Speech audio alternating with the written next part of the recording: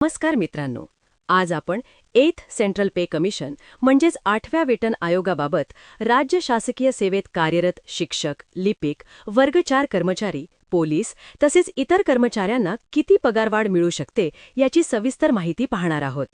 सध्या देशात 7 सेंट्रल पे कमिशन लागू आहे आणि त्या अंतर्गत बेसिक पे, डीए, एचआरए आणि इतर भत्त्यांनुसार वेतन दिले जाते.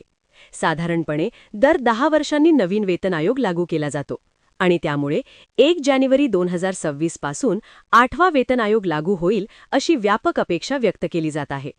जरी अंतिम अधिकृत अधिसूचना येणे बाकी असले तरी तज्ज्ञांचे अंदाज, कर्मचारी संघटनांची मागणी आणि माध्यमांतील चर्चेनुसार मोठ्या प्रमाणात बेसिक वेतनवाढ होण्याची शक्यता आहे. सध्या लेव्हल 1 मधील कर्मचाऱ्यांचे किमान बेसिक वेतन 18,000 रुपये आहे. फिटमेंट फॅक्टर 2.57 वरून 3.00 ते 3.68 दरम्यान वाढू शकतो अशी चर्चा आहे. जर 3.68 फिटमेंट लागू झाला तर किमान बेसिक वेतन थेट 50,000 रुपयांच्या आसपास जाऊ शकते. याचा थेट फायदा वर्ग 4 कर्मचारी, शिपाई, मल्टीटास्किंग स्टाफ, सहाय्यक कर्मचारी यांना होईल. त्याचप्रमाणे लेव्हल 2 व लेव्हल 3 मध्ये येणारे लिपिक, कनिष्ठ सहाय्यक, पोलीस कॉन्स्टेबल यांचे सध्याचे बेसिक वेतन 19,900 ते 21,700 रुपये दरम्यान आहे. ते 8व्या वेतन आयोगानंतर 55,000 रुपयां ते 65,000 रुपयांच्या दरम्यान जाण्याची शक्यता वर्तवली जात आहे. यामुळे त्यांच्या इन हँड सॅलरीमध्ये मोठी वाढ होईल. राज्य शासकीय शिक्षकांच्या बाबतीत पाहिले तर प्राथमिक शिक्षक, माध्यमिक शिक्षक हे प्रामुख्याने लेव्हल 6 किंवा लेव्हल 7 मध्ये येतात. सध्या त्यांचे बेसिक वेतन 35,400 ते 44,900 रुपयांपासून सुरू होते. संभाव्य नवीन वेतन रचनेनुसार हे बेसिक वेतन 1 लाख ते 1,30,000च्या आसपास जाऊ शकते. अर्थात ही आकडेवारी अंदाजाधारित आहे. अंतिम रक्कम आयोगाच्या शिफारशींवर आणि केंद्र सरकारच्या मंजुरीवर अवलंबून असेल.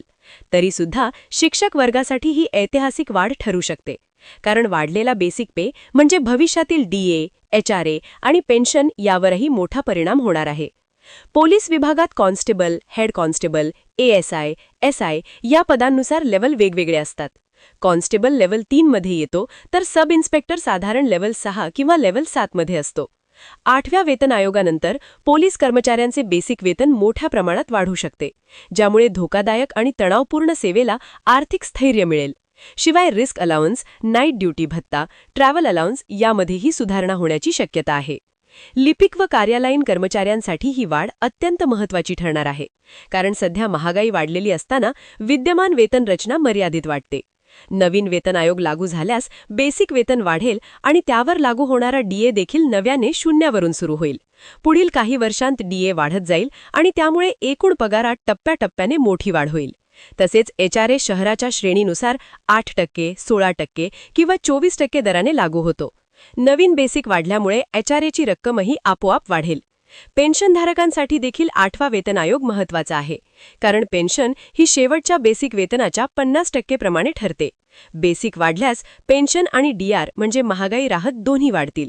त्यामुळे निवृत्त शिक्षक, निवृत्त पोलीस कर्मचारी आणि इतर पेन्शनर्सना मोठा आर्थिक दिलासा मिळू शकतो. एकूणात पाहता 8वा वेतन आयोग हा राज्य आणि केंद्र सरकारी कर्मचाऱ्यांसाठी मोठा टर्निंग पॉइंट ठरू शकतो.